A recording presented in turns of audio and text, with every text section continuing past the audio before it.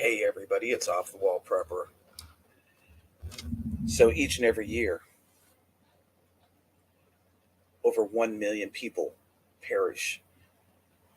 Each and every year, people realize that the water that they have may be contaminated and they may be diseased from it and perish from it.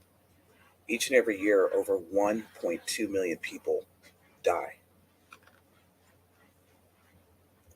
Now, I know that's really extreme, but it's the truth. Remember that water is the most essential thing that you can have. Three main priorities when it comes to prepping. Well, first, there's actually four. The first and foremost is God, shelter, water, and food. But you shouldn't waste all the water and energy you already have in your body trying to obtain these things. Humans can live on an average for 3 days without water. Many have perished within hours due to extreme heat, but you can go weeks without food. So, the very first thing that you need to focus on is most definitely water. Water comes before food for more than one reason. Digestion requires water, especially for foods high in protein. Protein requires more water than fats due to digest. Try to eat edible roots, veggies, or fruits. Their higher water content can give you that little water that you'll need to actually survive when there's no water in sight. The first and the most important step is conserving the water you already have. Let's hope that you have a bottle of water and that the water you already have internally, because you've stayed hydrated, you've drank water like you should. First of all, don't stop drinking from that bottle, but start sipping from it. Do not chug that water. Remember, the best place to store water is your body. You need to lower the amount of water your body needs. You need to also know that sweating happens from a combination of heat and movement. So slow down and stop doing that. Work and move during the coolest parts of the day, mornings and evenings, if you're trying to get to safety. Rest during the hotter parts of the day and seek shelter from the sun. Some startling facts about water: there is a health crisis. The water crisis is a health crisis. As I stated, nearly 1 million, 1.2 million people last year died alone from water, sanitation, and hygiene related diseases, which could have been reduced with access to safe water or sanitation. The sad thing is every 2 minutes, a child dies from a water related disease. Access to safe water and sanitation contributes to improved health and also helps to prevent the spread of infectious disease. Y'all are probably thinking, oh my gosh, Off the Wall, this is pretty sad and scary. But what we have to remember is there's 10 top 10 stats and facts about water and water pollution, and then we're going to get into what you do to prevent this from happening. The really scary thing is 80% of the world's wastewater is released back into the environment. 80% of the trash in oceans comes from land based sources. And then there's over 500 dead zones where no living organism can live due to the water. We also have the oil spills, which account for 12% of oil entering seas every year. And 1 million seabirds die from ocean litter. And this is coming in from statistics. 50% of plastic has been manufactured since 2000. And Europe has a plastic recycling rate of 30%, the highest in the world. But 90% of all plastic waste in oceans comes from just 10 rivers. 100,000 marine animals die annually as a result of plastic pollution. Ingesting over 200 pieces of plastic for them equals certain death. So, what do we do at this point to make sure that if you're low on water, that you need water? How can you find it? I'm going to be dropping a little link here to one of the videos that I did several months ago, and it is called 10 Places You Never Thought About Finding Water. So, this may be a good video for you to go back and watch. Also, you can share it out, get people to realize how important and how crucial water is. But, ladies and gentlemen, the best option is that you can use vegetables, which require, some type of plastic covering or tarp. Um, but you can fill your plastic item with big leafy plants. You want to bend them and crush the plants inside, breaking the water resistant outside. Set it in the sun and let the greenhouse effect take over. The water will evaporate out and run down to the bottom of the bag. It does take time, but it's worth it to remember it's minimal work when you're in a survival situation. So you have a few ways to save water, a few ways to get water, and now you're starting to get hungry. While your body can last much longer without food than water, food will make you stronger, can lift your morale, and give you that edge to survive. While not tasty, there's a lot of edible plants out there. So you need to learn the plants in your area. From berries to edible roots and even nuts could be available. But one thing that I really want you to think about is that water, you can only go up to 3 days without water. So it's very important to be thinking about water sources. Now, I know in an SHTF situation, you're going to be panicked, you're going to be freaked out, and you're going to be going, what do I do? Where do I find it? I only have two small bottles of water. That's all I brought with me. They do sell water pouches. They also sell live straws, aqua pures. There's a lot of different ways that you can purify water. But always remember, one way that you can purify water is to boil the water for 10 to 15 minutes. Also remember, I have shown it. I've been out on the streams and I've actually drank out of running water. It can and probably will give you a gut ache. It could also cause you to get sick. It could also cause you to actually get very, very sick to the point that you can't take it much longer. Try to eat those edible roots and veggies or fruits because they do have a higher water content and it can give you that little bit of water that you need. Always remember to travel during the cool times and you need to lower the amount of water your body needs. So you definitely don't want to be sweating because sweating is going to definitely going to cause you to have a lot of problems. So if it's hot and you're standing in a nice cool breeze, letting your body cool down, your body temperature may drop and make you feel better. Your morale is gonna be raised. That's for sure, especially in a stressful situation. But make sure you don't get overheated. You're gonna do good for yourself, more harm than good. If you get overheated, it's gonna be terrible. Remember, the wind and the elements are going to evaporate the moisture and water from the surface of your skin, and that increases the demand for water. So you really, really need to try your hardest to shield yourself from the wind. Always carry a bandana. If you don't have a bandana, a hat. If you don't have a hat, you can rip a piece of your shirt off, a piece of your pant leg, whatever it may be. Cool, keep yourself cool. That's really, really important. And also to avoid the wind. How else could you cool down? Well, get ready to get dirty and start to wet your clothes, your hair, pretty much everything besides your feet. You may need a shower, but your body can cool off and keep more water in your body. So if you see a stream, you can get in a stream and just set for a few minutes to get moisture coming into your body and to hydrate your skin with the water. By minimizing the water your body's using, you're guaranteeing that you can last that little bit longer in order to be rescued, especially in like a mountain situation. I was brought up in Colorado, and you always hear about someone disappearing in the Colorado mountains. And it's a really bad situation. They usually cannot find their way out, and many of them have perished in Colorado. But you absolutely have to find water. You've already got your shelter, you got your camp, you've built your fire, and you need water. You're still strong. You still kind of have the effects of dehydration, but not to the point that you can't handle anything. So, what's the chance you'll find a rushing stream right beside your camp? Well, probably not unless you're just super, super lucky. You may find a dry riverbed, but congratulations, you found water. Start digging. Start digging with whatever you can. If you have to use sticks, a small shovel, if you have that capability, but start digging if you find that dry bed. Because about a foot deep, wait, it probably will fill up with some water.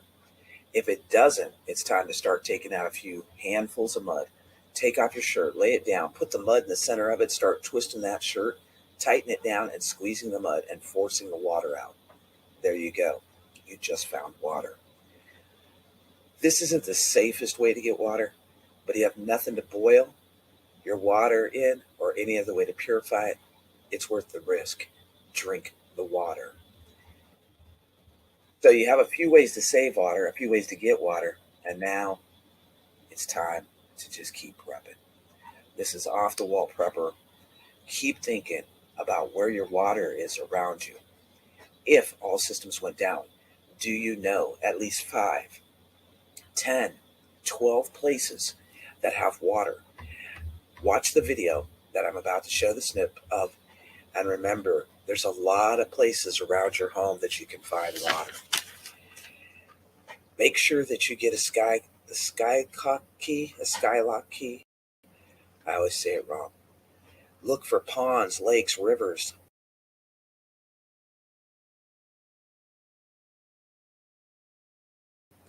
Build a rain catchment out of 55-gallon barrels, even a plastic tub. You don't have to spend big bucks. Just keep thinking about how could I have extra water. Here at our homestead, we just set up two 55-gallon barrels. We leave the lids off of them, and it catches rain. And believe it or not, both of them are full of rainwater. Water bottles, stack them. Right now, it's very, very important. Get your water, stack it to the rafters. Bleach and bleach tablets. Get some purification tablets or iodine. Get some water jugs. Think about ditches and runoffs. Also, purchase maybe an IBC tote. You can find them on Facebook. Well, Fakey Book. You can find them. But we got one, a brand new one, for around $75. Right now they just went up to about $300 to $400 here in the Ozarks. But look for maybe a used IBC. Make sure it's food grade and it's food safe. Filters, life straws, juice jugs, portable water bottle pump with a 5-gallon. You can set it right on the top, and it runs off of batteries. And you push it, and the water just pumps right out. I also got a bilge pump for a boat. If our cistern goes down, we will not have water. How do I get all this water that I have stored, 1,500 gallons, just in one tank? How do I get it? It's too deep. I can't just reach in there and grab 5 gallons or a gallon, maybe a gallon with a rope, but what a pain. So I bought a manual bilge pump for a boat. And it's a long pipe. You put the one end in, and it's like an air pump, and you just start pumping that bad boy, and it'll bring the water up and put it right into your 5-gallon buckets. Yes, it might be difficult, but at least we could do it. Think about where water sources are. That's really important. I'm going to make a playlist. The playlist will be up. It's actually up right now. It has water videos in it. Go watch some of those water videos. I did a water video where I was walking along the river and I found water. I drank out of the river using my bandana. There's different ways that you could get water, but remember, it's always best to boil it anywhere from 12 to 20 minutes and then let it cool off and drink it. But if all else fails, drink the water and save your life. This is Off the Wall Prepper. Keep prepping. See you soon on the next 10.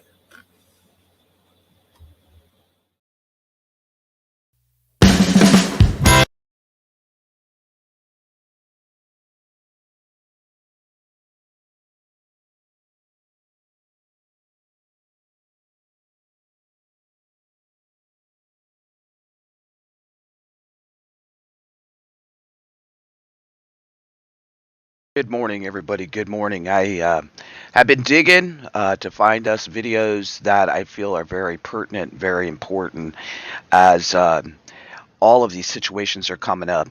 And if we really I don't want to get into the news and the conspiracies and all that stuff this morning. I really am redirecting this channel into a journey of prepping, into a down to earth prepping channel. And but if we look at what's going on, just let's bring it up for 1 minute with because it's on everybody's mind about the rail trains. Think about where they're going and think about it's all related to water. It's me and my brother had a long discussion about it, about once the water gets contaminated, how long it takes for it to ever be good again, folks. Decades and decades, possibly century. None of us will be here. But if that water source gets totally polluted, which is disgustingly sick, let's go back to what happened in Alabama when they had the oil spill there. There is still a bad situation. Myself and Dragonflies went to Earth Day there. And when we went to Earth Day, they were showing what it did to the birds, what it's still doing to the dolphins, what it's still doing to the fish in the bay. The fish in the bay, they really tell you not to fish there. And this has been years and years ago, right? And it's still happening. So I wanted to bring up this morning because we have been on this mission here on our homestead about water, because water is a big issue for us. We don't have a well. We have a cistern, and that cistern has been expanded to catch rainwater. So this is the question, and this is the thing I've been going down a rabbit hole about. Is rainwater safe to drink? Good question, right? Could it be safe in your area? Could it be safe in my area? That's something really to think about. So I did a lot of research on this, and at one point in the history of the United States, we were very blessed with clean natural resources that could be freely used without worrying about contaminants. Now, and water was definitely one of those resources. But now, due to pollution, industrialization, chemical spills, railway spills, we're having to rethink this. We are really having to think this. Now, rainwater was always the exception, no matter what, even with pollution, and all the things that were going on around the world. Rainwater was always pretty much safe because it was coming from the sky, right? It was natural provision of purified drinking water. Now, my granny, my great grandmother, she would not wash her hair unless she washed it out of her rain tub. And she had rain tubs everywhere, right? That was just how she was. How she was beautiful. I remember her. She was a beautiful. She had a lot of Native American Indian in her, and she had this beautiful long hair, folks. And I remember it all the way down to her butt. And she would go out there and unwrap that bun off her head and dip it down in that tank. And I was a little kid at the time, but I was standing there in awe of how beautiful she was, and she always had all that rainwater that she used to wash her hair. Now, there's many arguments regarding how safe it is to drink rainwater. Um, and we have to look at the environment. If you live in a place away from a main city where the air is fresh and clean, then the rainwater overall should be safer to drink, right? So long as that catchment system is clean. See, the rain doesn't come into contact with tree branches and debris and all that stuff. Like even out here on our rain catch system, we put a gutter and then we put a filter, and then even as it comes through the tube, which I've shown, there's another metal screen that it goes into. And so getting all that debris out of it is really important. Now, I did do a TDS test on water out here. It beat the water that we were getting hauled in. The TDS test came in at about 100, and the water out of the fire truck was in the 2 feet. So that is a little bit of relief for us. But say you live in a polluted city like Los Angeles or Chicago, or you're near a chemical plant or chemical or industrial plant, your rainwater is likely to contain a lot of airborne contaminants if you really break it down and think about it. Also, I think the best thing, even here at our homestead, is to have an RO system, have some type of way to purify that water. If you don't have one, there's a lot of options. There's the Alexa Pure, there's the Berkey, there's the Sawyer. Um, and yes, I seen Huga about the water bob. We have a water bob, and then I also gave one out. Remember that Christmas I gave one out? That was 2 Christmases ago. I gave a water bob to someone on the channel. But I think it comes down to it, making sure that you're able and have different ways to clean that water. It's so important because, see, our survival, folks, our survival depends on water. And that's why I keep thinking about all these train derailments and where they're happening and how close are they to rivers and water sources. In an emergency or a survival situation where your options are really, really limited, it's safer to drink rainwater than any other water that comes from any other sources, such as a lake, river, or stream. But you still would want to purify it. So, the other thing that you could think about is if you're out in the wilderness, God forbid you have to bug out or you have to vacate and you don't have any water or you run out of water, use those resources around you, dig a hole. What you got to do, just as I stated in the video, actually you could actually dig a hole, and within most terrains, within 12 to 18 inches, you're going to hit some kind of water that's going to start seeping up. The other thing is, worst case scenario, collect the mud. If you're only getting mud, take the mud, put it inside your shirt. And this is a survival thing that I learned from the military. Take it, put it in the shirt, and start wringing out that shirt over a cup or whatever it may be. You are going to get water. And see, water is so crucial. We can only go a couple days and, done. But also thinking about filtered water versus purified water. That's something else to think about. It may look clean to naked eye, but there is a high, high chance of waterborne pathogens in that water, even when it looks clean. So that would be something that we all need and think about. And you know, the thing is there's like different types of purification systems. Um, and I think it's really, really important that you purify your water. Filter water, is clean from debris. And like I said, it may look clean, but it isn't clean. So you could use a cheesecloth, a gauze pad, anything, coffee filters, whatever, to get that crap out of there, right? Yes, okay, let's address it so that we can get on. So they're calling for a weekend of vengeance in the trans community. Okay, we have to be very careful about this subject, y'all. Uh, will it happen? I don't know. Let's stay out of the news, country prepper. I'm really not into it right now. I think that yes, we should have our heads on a swivel every single day from now because what's happening in this country, the crime rate's going so high. People are. It's another way to divide. See, we're killing ourselves. We're killing ourselves, y'all. Think about it. We're killing ourselves. But I really want to stay on topic. There's plenty of places, it's all right, man. You know, everybody has worries and concerns, but I'll tell you what a big worry is if you don't have water, you're going to die. That should be a big worry. Every single day that we go out in public right now, we have the chance of being a victim of a crime because the crime rate's off the chart, 900, 1100%, and growing every single day, right? But I'll tell you what, if you don't have water, you're going to perish. If you go out in public, you better have your head on straight, right? Good morning, Ark Wildland. So it's really, really important, folks, to figure out ways to purify that water and clean that water.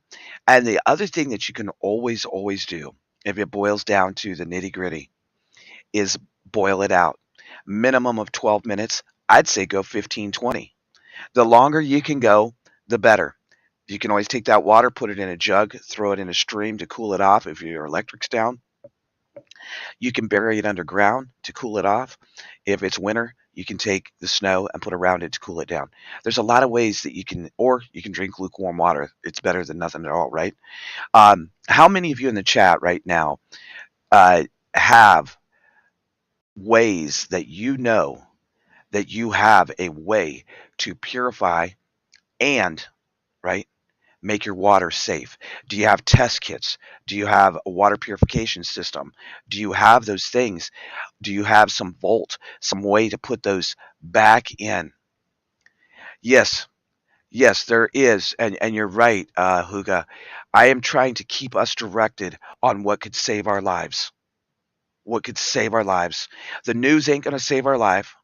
The news is going to feed us full of fear.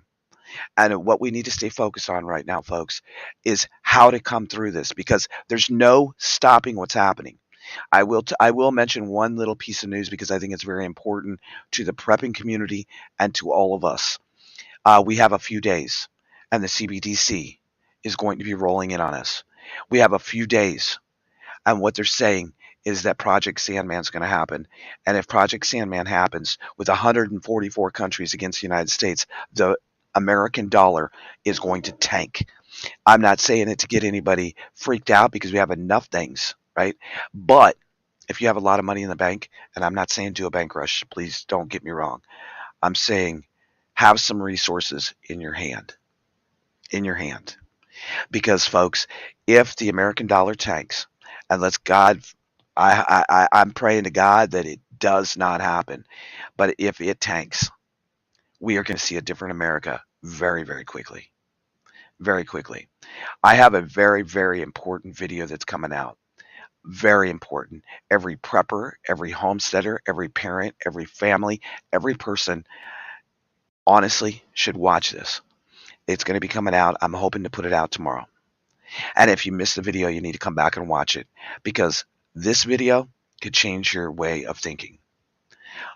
It is probably the most important video I've ever put out in 2.5 years. It's going to be a short, to the point video. I might do it as a live tomorrow morning and then make it a very short live because I want people to stay focused on the topic. But let's focus back on what's really, really important, right? Is water. Water is so important. It's so important, folks. Without water, you're going to be in trouble. Without water, you're going to watch your animals, your grandchildren, your children, maybe your husband or your wife, right? Thank you, Coffee First. Thanks for being here. It's very important, folks, that it is so important that I am trying to keep us focused on topics that are going to bring us through. Um, water, water is life. Life is water. And the other thing I want to bring up about it is when should you use purified water only? Oh, now see, when I was traveling on the RV, there's a big difference between potable water and non-potable water. Potable water is not always accessible. See, it's recommended that you only use purified water for drinking and cooking, for personal hygiene, for washing produce, for washing and eating, cleaning utensils, dishes and cookware and things like that. Only potable water. Non-potable water can be put down the toilets, can be used to water plants of that sort. But there isn't a specific source that is preferred over another when it comes to the safest water sources to drink out of, because all of them are going to have contaminants. Just as the very beginning of this video said, 1.2 million people a year around the world perish because of water situations. I have water taps. I want you to think about this. Streams and rivers, if you have to river, check that the color of the water is clear and that there's no leeches or larvae. See, animals are going to the bathroom and they're dying in the wilderness. And if an animal contaminates the river upstream, your water is going to be contaminated even when it looks clean to the eye, right? Also, muddy water must be filtered, drained, and then purified. Stagnant water is probably one of my nastiest things that I would ever think about drinking. Stagnant water is found like in tree trunks and small ponds where it's just set and still. That is probably the most disgusting thing ever. Digging near a water source. So you could always dig near a water source to bring water in to get it a little cleaner, right? The water should be much cleaner, but it's going to require purification. The chances of really finding water in a dried up riverbed are greater than the outer beds of the river. So if you come across a dry riverbed, dig, dig your ass off and find you some water. Find you some water. And remember, there's really a lot of plants. A lot of plants. Large leaf plants contain water. Bamboo, coconut, plantains, banana trees, lettuces, tomatoes, all of those have a large basis of water. So that's another way that you can get water underneath your house if it really goes down and it's gone, right? It's gone. Yeah, there's no water source. You've run out of water. Remember, every single water heaters, the back of the toilet, they all have water. It might sound disgusting, right? It might sound disgusting, but it could save your life. I would suggest the best water purification method in the world, honestly, is boiling. It's the best primitive method of water purification. Most people, most real professionals recommend pouring water in a pot, bringing it to a rolling boil for at least 3 minutes. But me, I personally think 10 to 12, right? 10 to 12. Yeah, Ron, I don't see any banana trees either. But if you're in Florida or Hawaii or a different part of the country listening, I always try to add in international stuff. Stop being a smarty. Good morning, Ron. Are you dancing this morning? Are you chugging some whiskey? But largely also contain when you're boiling water. Over in Asia and Africa, they take big, huge leaves, and you could use any kind of leaf, right? Big leaf, and put the water and boil it. The edges of the leaves may burn, but the part covered in liquid will transmit the heat. And like you could try this. Use a large cabbage leaf. You could use a large cabbage leaf. Try that at home, and primitive ways in your head. That's why I love bushcrafting. I think bushcrafting teaches people a lot about how to live off the land. There's also solar water disinfection that you could use. It's called a SODIS.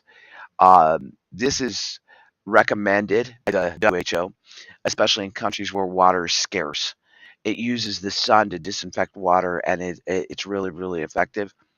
And you put it in a clear glass jar or a small clear water bottle, and you leave it in the sun for about 6 hours. So that's a really easy way to do it. The UV rays of the sun are going to kill roughly 99% of bacteria, which makes it one of the simplest and slowest, okay, methods of water purification. And you can only, of course, do it on a sunny day. But if you think about it, that would be a very easy way for someone on a very limited budget to be able to have a good source of clean water. Distillers, awesome. Kind of pricey, but awesome. Unscented bleach and chlorine. It's chlorine too, right? Bleach is chlorine. But you have to know, and I don't have well, hold on. It is 2 drop. I don't know how to liter y'all to a gallon. How much is a gallon calculator thing in front of me? So you use 2 drops of bleach per liter. 2 drops of, and I don't know what the calculation is for liter off the top of my head to gallons. I think it's what 1.6. Am I right? Somebody, anybody, mathematician?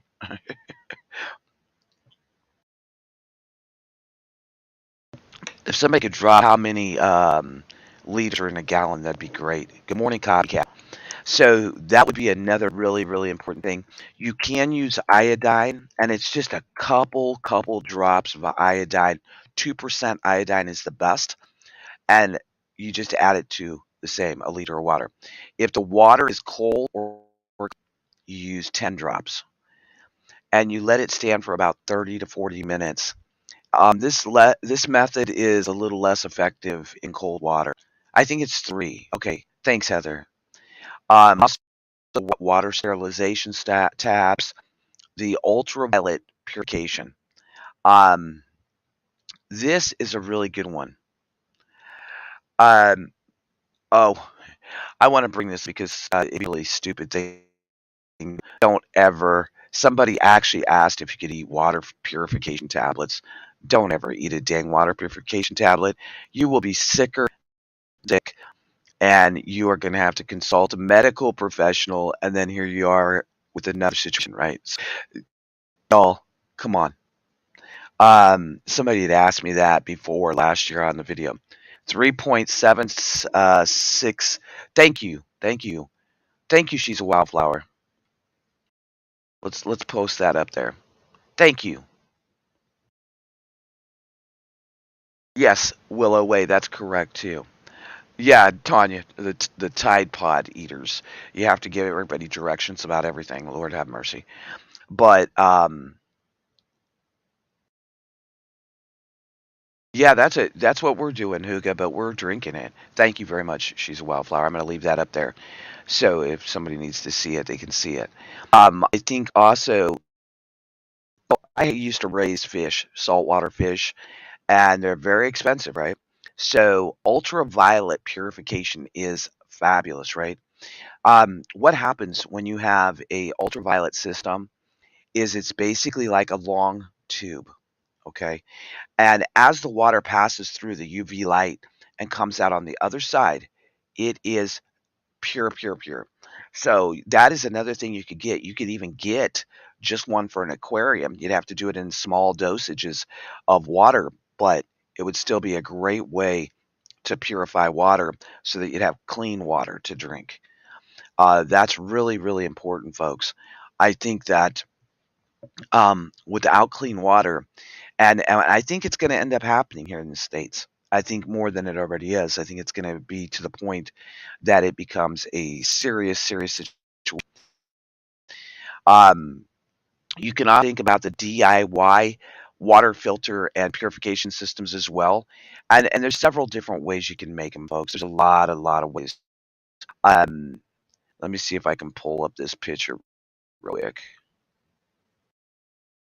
I think there's one. Well, I did the video, right, of the water purification, but I'm going to share this so y'all can see it real quick here. Anything I can do to get us on point about water, I'm going to do it because, folks, I think that we're in for a serious, serious situation with water. Yeah, I mean, Ron, I had a 155-gallon saltwater aquarium. So there is the water purification. Now, this is very, very similar to the one that I did, right, folks? You just use 2 plastic jugs, charcoal, and you need a knife, you need some sand, you can use coffee filters. This is a very, very cheap way to do it. Very cheap. So that's just another way that you could make your own DIY. If you missed it, it is on this channel. That it goes into how to make it. I showed how to make one when I was sitting out in the forest, and it's very, very simple. You know, make layers. Moss is another great absorbent of chemicals and nastiness. So that's another good thing. You can get any empty water bottle, some charcoal crushed to powder, could be a fire pit, a handful of sand, a piece of cloth, a coffee filter, a t-shirt. T-shirts work really good because they're made out of cotton, and a couple bottles. That's it. That's all you need. So, and improvise. You can with you could use whatever. Another great way to do it is that learn to tap trees. I was a demo before I'll take it down, and I love it as I think it's really important that you learn how to tap trees, and you can have here's another picture of it. I can show you here, y'all. Here's another picture. Hold on a minute. There's a picture of it. So you just set it up in layers, right? Set it up in layers. This is primitive. I like prepping on the cheap. I've always liked prepping on the cheap. Y'all know that about me. I'm a tightwad. So you got these layers, and those layers could be anything. Just kind of remember, look at how it is set up. You have your thicker stuff at the bottom, right? and your finer stuff at the top. Because as the water comes through, you're going to want it to pick up the big heavy crap at the top, and as it comes down, it's going to pick up less. So I think I said it opposite, right? But you get the point. Um, it's really important that you set it in that manner. Top is going to be your water. Then you're going to have your sand and gravel and moss. Down at the bottom, crushed charcoal, and then at the very bottom, a piece of cloth, t-shirt, or a coffee filter, and that will take it out.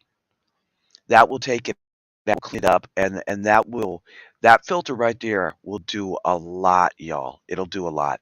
So I'm trying to get us to basics to where Carol, we went through that little situation here in the Ozarks, right? We did go through that little situation here in the Ozarks with when our water system was all screwed up and we were really having to be conservative. So the saying goes is 1 gallon per person per day. Y'all, that's crazy. It's lunatic. It's not enough. It's not enough. Um, T-Bone Trooper and the cats go through a half a gallon of water a day by themselves. So we're stacking water everywhere we possibly can. And I'll just be honest with you, Carol, we got water behind the sectional, behind the love seat, behind the couch, up in the loft, out on the deck, under the bed, in the kitchen, by the pantries. Anywhere I can stick water, I'm sticking it. Under tables, under desks, in totes. Um, I'm just adding as much water as I possibly can because without water, your chances of survival are they're down in the toilet. But the other thing you could do, Carol, too, is look for the water sources. I've shown that map, right? Take a map and start mapping out your area, folks, while you can. Try to stay within a 5 to 10 mile radius of your property. Yes, 5 miles is a long way to walk, but I'll tell you what, little Bella and little Joe walk 5 miles a day, sometimes twice a day, to go get water, to get propane, and to get essentials they need, the folks that live out in the forest. If they can do it, anybody can do it. Yes, it might take you longer. You also, if you have a horse, a pony, a quad, a golf cart, a motorcycle, those things could be used to haul water. Be creative. When it comes down to survival, you're going to do what you got to do. Yes, that's a good point, Huga. That's a good point. And that's true copycat. If you have horses, it's gonna be more than if you just have dogs or cat or whatever it may be. But the main thing is, I would say, y'all don't get caught off guard like folks did in Ohio and other places, like in Philly. They showed Walmart wiped out. Did anybody see that video? I mean, it was wiped out, no water. It was like a raid of the toilet paper. It was the same situation, except I don't think it was, well, it was somewhat orchestrated because of what's going on. But, the best thing we can all do is prepare now so that we're not scared later, right? It's better to be prepared than scared. It's better to be ready and say, you know what? I might only have 30 days of water. Good morning, Elaine. I might only have 60 days of water, but at least I have it. And see, that's really, really important, folks. I can't stress how important water is. You can pick up aquarium UV lights for roughly $20-$25, or you can get the fancy dancy one that runs like $100-$200. So think down to basics. Think about your own budget and do what's appropriate. If it's just two people, there's plenty of ways to filter and clean and purify water. But if you have 5 people in your family, 3 dogs and a horse and rabbits, you better be planning right now. You best be planning. That's for sure. Um, what did I want to bring up? I mean, I've been on one about water. Y'all know this probably for the last year. I've been on it about, and I think one of the biggest things that we can do is that you just have to keep doing the legwork. You have to keep doing the legwork to be able to make it. And if more of these train situations happen with chemicals going into our water, that water could be affected all around the United States, all around the country, and it could take decades and decades before we'd have clean water again. We also already know that water has been contaminated more and more over the years. So I think it's really something that we all need to think about. Does anybody else have any questions or anything? I was really on one this morning about water. See, I get going just as much on prepping as I do on the news, right? I really do. I hope that y'all are hitting the thumbs up for me on your way in or your way out, or I just hope you're hitting the thumbs up. It's really it really helps us, and it helps the channel. Lenora's up in here. What are you doing up so early, Lenora? Lenora, don't get up. Lenora does not get up this early in the morning. Something's wrong. Yep. That's probably why, copycat, because I always am talking about water. Yep, I just seen that, and that's why I'm saying this is a very important topic, country prepper. We can't change that the trains are being derailed, but you also have to look at this, folks. Um, they are exploiting the things that scare people, right? I'm not saying that it's not a dangerous situation. What I'm saying is that you have to look at the trains, the bridges, the highways. They're crumbling. They're crumbling right before us. Good morning, Tequila Cactus. I wanted to let you know, Tequila Cactus, I got your email. My heart goes out to you, and I will be writing you back. I had to work yesterday, so it was a long, long day for me, and I was so pooped. I thought I'd sleep till about 7 this morning, but good old Trooper had to wake me up. I hope that everybody keeps prepping water and that you don't stop.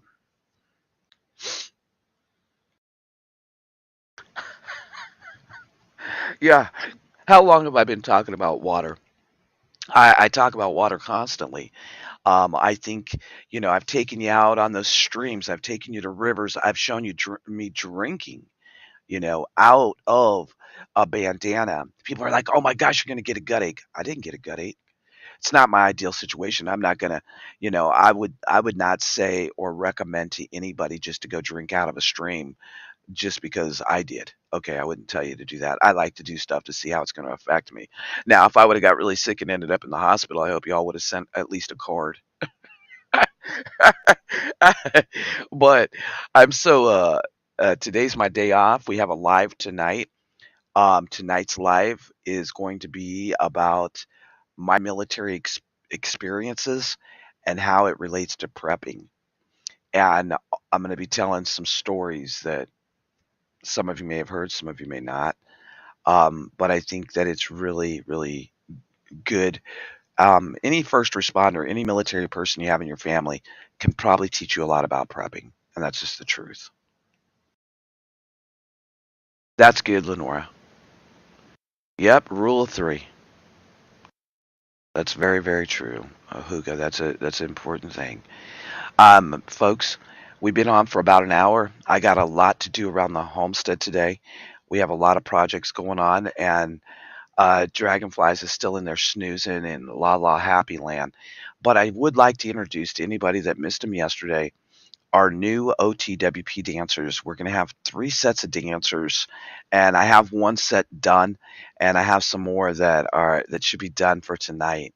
Um, no, I wasn't on a flight deck. I worked on I was stationed on an island, copycat, but my job was like it was aircraft related. Yes, it was aircraft and helicopter related. I wore many hats because San Clemente Island is a very small island off the coast of California. There was only about 500 military, and then it was also It's also where all the Navy SEALs. It's their very last phase of training. They come to San Clemente Island. Also, on the other end of the island was NOSC and Naval Ocean Systems Center, and I was honored by the military. I sat road guard on one of the very first Tomahawk missile shots in 1984, which was absolutely cool. I'm going to show some of those photos. I think it was Heather Langler that asked me to show them, and so I have a stack of Navy photos. I'm going to go through them, and I'm going to show some of those, like me out there directing planes and the different jobs I did. I did a lot of cool jobs in the military, which we're going to talk about a lot of that tonight, which ought to be a very fun, interesting live.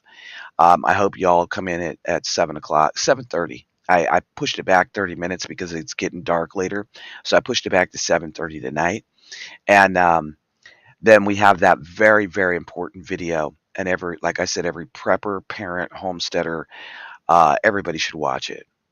Yeah, I'm going to show a bunch of them. Tequila Cactus, like me out directing planes and all kinds of stuff. I don't know. I might try to pull some out tonight since I'm doing this military kickoff. This military kickoff is going to be like 3 lives. This is the intro live, and then there's going to be like 5 or 6 videos about different experiences and different things, and then there'll be a one in the middle of the series and one at the end of the series to kind of wrap it all together. So I'm excited about this series because the military definitely left an impression on me and my personality and who I am. Y- Yeah, no, it was a great place to be stationed. Actually, we used to go diving, and this is, the main part of the show's over about water, folks. So I'm going to play a little music, talk a little bit to everybody. But really cool thing, Huga, is abalone. How many of you in the chat have ever ate abalone? Hit a one if you've ever had abalone. So we used to go abalone diving, and we would go down and we would just go snorkeling, or you could, you could wear gear and go scuba, but we just snorkeled and we would dive down and we would get these big abalone shells, and everybody knows what an abalone shell looks like, right? It has the beautiful blues and purples and all these different colors inside the shell. And then we bring them up, and I still have my ab iron. And so you take the abalone iron and you push it in there and pop out the abalone itself out of the shell.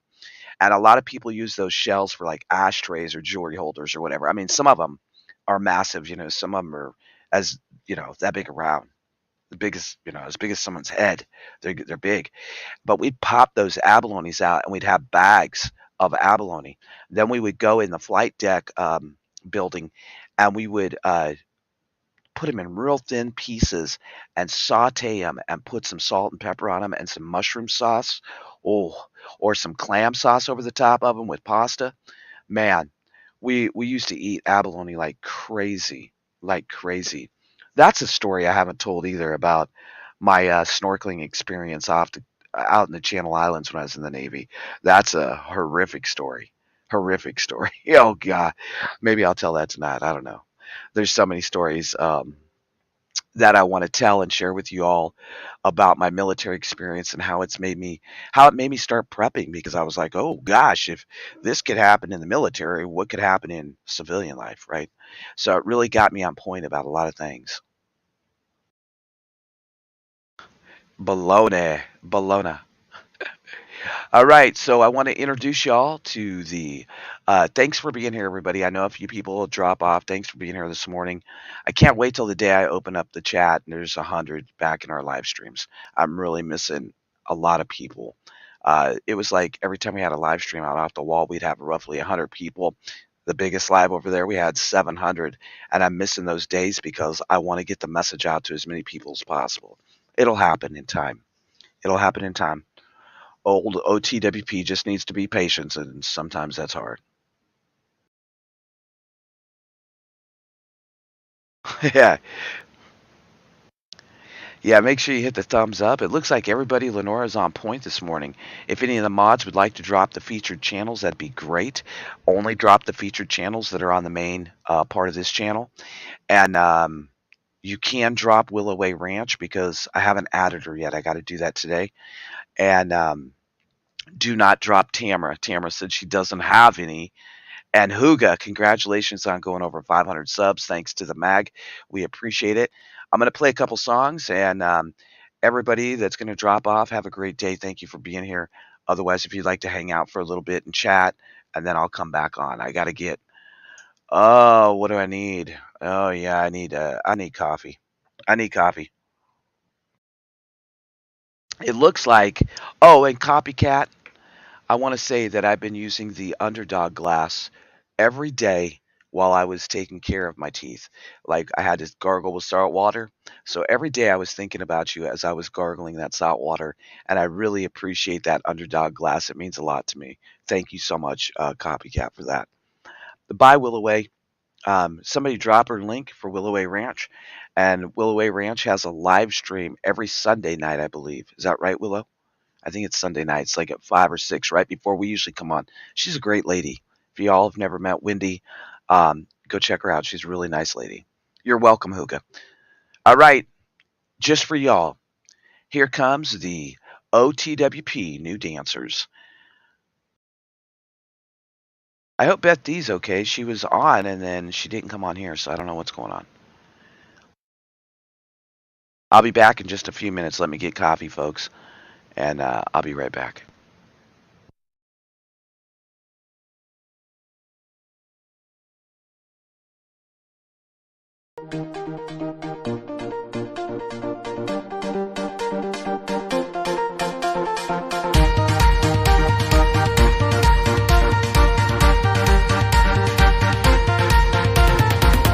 Take everything we got, give it an honest shot, turning it on and off, we've been sliding, riding the highest dream, keeping the fire real, I call for you, hold your gun, cut the wire, aim for fun, with a light your fire, I'll be flying off the ceiling, take your body's feeling, maybe we're invincible. Fueling every engine, power is descending, baby we're invincible.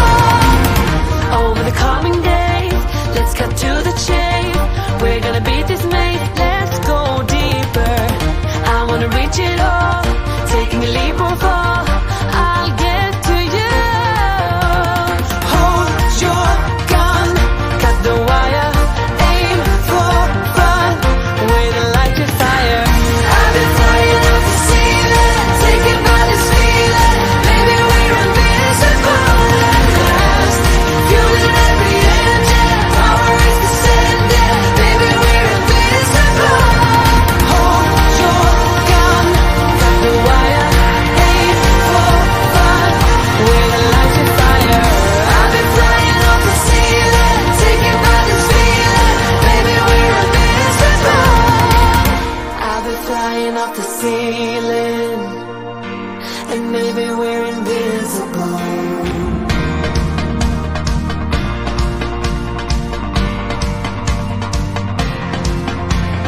Hold your gun, caught the wire, aim for desire. Hold your gun, caught the wire, aim for desire. Hold your gun, caught the wire, aim for desire. Hold your gun, caught the wire, aim for desire. I've been flying off the ceiling, taken by this feeling, maybe we're invincible at last. Fueling every engine, power is descending, maybe we're invincible. Hold your gun, cut the wire, aim for fun, with a light your fire. I've been flying off the ceiling, taken by this feeling, maybe we're invincible. Hold your gun, cut the wire, aim for desire. Hold your gun, cut the wire, aim for desire. Hold your gun, cut the wire, aim for desire. Hold your gun, cut the wire, aim for desire. I've been flying off the ceiling, taken by this feeling, baby we're invincible.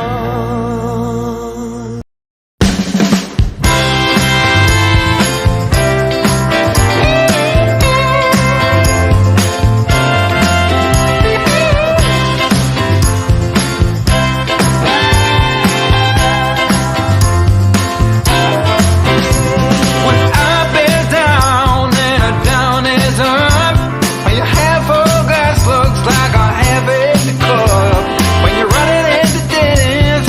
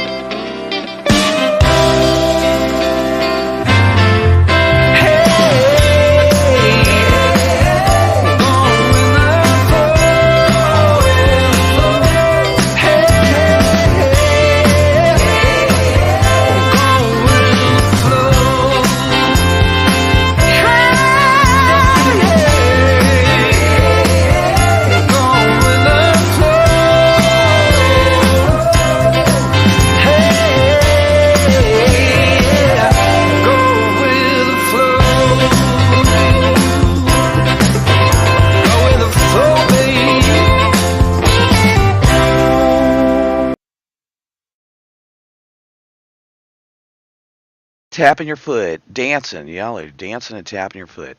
We always lose people. Dragonfly said maybe you shouldn't play music because you always lose people, and I'm like, you know what? I'm not changing for nobody. Bye bye. Come for the main part of the show if you want to leave, and whatever, whatever. I think a 1 hour show and then a 30 minute of us talking about things is perfectly fine. And if I want to play some music, I'm going to do the dang thing. How about that? Who would be disappointed if the music disappeared? I would. I love the music. I love music. So, some people don't like it. And I try to play a mix. Country Prepper said, "Hey, I stayed." And for Ron Reno and Country Prepper, I will have the Go Go girls come on. They'll be the third set of dancers. So we'll have the Go Go girls. For all the guys, you can get the Go Go girls. They'll be showing up to dance in the chat. That'll be great. Yeah, yeah. I mean, I think that an hour show on a good topic is great, but I think also that the mag needs sometimes just y'all like to chit chat, and I don't think there's anything wrong with that. And I think that it gives us time to get to know each other on a different level. That's why this channel has been so different than so many. That's why we're off the wall. That's why we're the OTWP, right? Is because we don't just walk to everybody else's drum, and I don't plan on ever doing that. I'm not ever going to do it. I enjoy our mornings together. I enjoy our evening times together. And I just enjoy us being the OTWP mag just the way we want to be. And I think that, if people don't like it, they can. Oh, you said nude, not naked. Okay, stop it. I said go go girls. Country prepper. I'll tell you what, folks. I'm a little self-conscious about my teeth, but like I'm kind of getting over it. I'm like, whatever, if you like me, you like me. If you don't, well, whatever. Nope, I still haven't seen Batgirl. Actually, I'm going to drop her a card today because I'm off work today, Copycat. I'm going to drop her a card in the mail. She will always was coming in. Harvest Mary Moon, I don't know if she's been in here yet either. Um, I seen a bunch of people last night, and I've been trying to look for Batgirl, and I just don't know. I'm surprised Beth D's not in the chat. She commented on my video earlier this morning, and then I thought she'd be here. But we need to keep lifting her up, that's for sure. We need to keep lifting her up because she's going through a lot with her brother. Well, Copycat, you're not on the tube like you used to be either. So, I mean, I know you've been putting your boots on the ground doing things for you and the veteran, and that's important. That's probably more important than being on the tube, right? Cherie, thanks for being here this morning. Tamra, Tequila Sunra, Tequila Cactus, I'm glad to see you. Country Prepper 19, you need to get to work. You need to get to work, brother. You got things to do. Yeah. Well, I'm going to get a partial, but I'll tell you what, my gums feel a lot better. And yesterday, I got this, instead of getting that nasty, nasty mouthwash that they try to prescribe you, she said they're not really prescribing it anymore. They're giving, it's an over the counter mouthwash. And I'll tell you what, I started using it. This stuff is like so fantastic. Like my mouth just feels so much better. Wow. Wow, Copycat. I haven't mowed. I probably need to get out there and mow. But we got rid of the mice, so that's a good thing. We had mice in the cabin, but good old baby YouTube, she's a hunter. She's a hunter, man. She caught 3 mice in the cabin, and she kept going into the same spot, and she'd come out with another mouse, and I'm like, good, we got a mouser. And then her and Willow got in a fight over the mouse. It was kind of funny. Yeah, I got a lot of work to do too today. We're supposed to be having another storm come in, so I need to get some things done. And I really cleaned the heck out of the back deck, and so I need to haul trash and a desk up to the trash place so that the guy can come. He picks it up tomorrow, so I need to have it out there so it's ready to go. It's not cold here. It's not cold here, Carol. It is beautiful here. Let me tell you what, y'all. It is right now. Right now, it's 45 degrees here, but today's high is 63. 63 degrees today's high. Friday, our high is 72. Oh, I need to go transport water. We're supposed to have an 84% chance of rain, so I need to transfer water. That way it can fill up the barrels again. But it's supposed to be in the high 60s and 70s pretty much until next Wednesday. We have some days with rain, which would be tomorrow. So I need to definitely get out there and transport that water and get it in our big cistern. So what I do is I transport the water from the IBCs into the big cistern. Just got a sump pump, throw it in there, boom. And so I want to get that done. That's good, copycat. Probably nice to have the grandsons around too and hang out. But I got 1,000 gallons of water to transport today. I don't think I don't. We're going to keep a backup for transporting water into our homestead. Actually, I'm looking for a poly tank steel with wheels. I thought I found one, and then the guy outbid me at an auction, and I wasn't about to spend that. I might as well go buy a new one. So I'm looking for another one. I might just go buy a brand new one because that way I know there'd be no chemicals in it. But I'm looking for a poly tank on wheels, and then we can have an additional 1,500 gallons. And what I told Dragonflies, if that tank starts getting empty, I can just run that hose off the roof right into the poly tank, just back it up, run it right in there, collect the water off the roofs, and then transport it. So that would give us 5,000, almost 5,000 gallons backup water, which would be awesome. I figured it out. Missouri has an average of 42.6 inches of rainfall. And just by collecting the rainwater every year during the good season, we could have over 50,000 gallons of water. Now, you got to put that in perspective because myself and Dragonflies live off of roughly 1,500 gallons of water every 6 to 8 weeks. Think about it, how different that is for us to have access to water like that that's really clean. And so what we've been doing is and like if I feel like we need to use more water, we're filling up more water jugs. That's that way we have it saved in and we can stockpile more water from the rainwater that we're catching. So like I'm really excited about the rain catch. As you all can tell, I'm like finally feel like we have a grasp on that. And now our next thing is that we're going solar. And we have new solar lights coming in that are going to be placed throughout the cabin here, and that will be 3 of them. And then outside we have 2 more sets of solar lights coming. So there's a lot of great things going on right now. Yeah, it is copycat because you've been on here for a long time. You've always heard me being concerned about water, and this is the first time I feel like we really have a grasp on it. The other thing that I'm doing is that we have a pond down here in the front of us on that other 5 acres that I want to get. So I'm going to go down there. Nobody's been there. Nobody's been there for 3 years. And I'm going to go down there and treat that pond and get that water cleaned up. 1 for the animals and 2 for emergencies. Plus we have the cistern on the front property and we have the cistern on the back property. So we could actually put away roughly 10,000 gallons of water. And that poly tank sure would come in handy because then I could move the water from place to place if I had to. So I have a lot of expectations for 2023. My main thing is water and solar getting by the end of the year, folks, you're going to see the solar panels going in. You're going to see the solar generator. You're going to see the solar lighting, and you're going to see us pretty much being able to go completely off grid, which is awesome, awesome, awesome. Yeah, I bought a bunch of those, Carol, those solar lights. Okay, Huga, get at it. Tonight we have a live stream at 7:30. It's our kickoff for the military series. So that's tonight at 7:30. Hope to see you there, Huga. Be safe out there. Keep your head on a swivel. And keep prepping. Do the dang thing. Don't give up. But I'm going to get off here, folks, because I have a survival cooking series that I'm working on, a new video.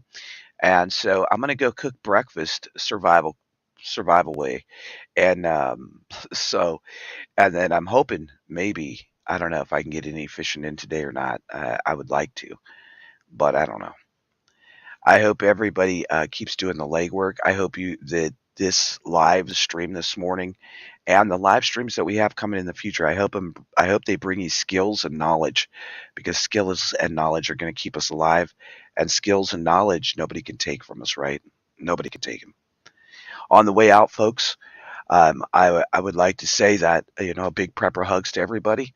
I'm going to play one song, and we're going to get out of here. Everybody have a great day, and do the legwork. Don't give up and don't give in, y'all. Do the dang thing.